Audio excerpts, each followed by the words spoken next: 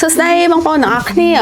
ថ្ងៃនេះខ្ញុំចង់អាន boxing អីវ៉ាន់មកកេះបងប្អូនធ្លាប់រកដងអីវ៉ាន់ចូល stock ខ្ញុំមកដែរអាន boxing អីគឺខ្ញុំរៀបចូល stock អស់ហ្មងតែថ្ងៃនេះខ្ញុំចង់អាន boxing អីវ៉ាន់ក្នុងនេះមកកេះ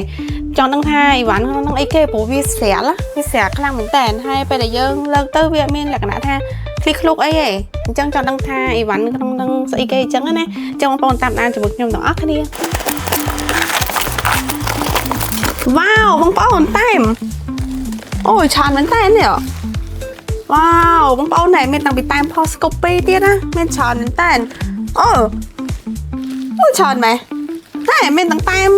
026សង់ទៀតបងប្អូនមានតាំងពីពណ៌ទៀតនេះក្រហមសខ្មៅអីមានទាំងអស់បងប្អូនដែលត្រូវការអាចមករកបានហាងលក់ម៉ូតូ Sensor ណាចូលពេញ stock តែម្ដងណែដល់មកកែថោហ្មងណាចាំមិនចេះឈ្មោះស្អីគេដូចជាស្រាតាមពិតតែមសអូខេអញ្ចឹងបើសិនជាបងប្អូនត្រូវការតែមអីអាចមករកបានហាងលក់ម៉ូតូ Sensor ណាគឺយើងចូលតែមសង់026 Scopy គឺយើងមានទាំងអស់ហ្មងអូខេអរគុណបាយបាយ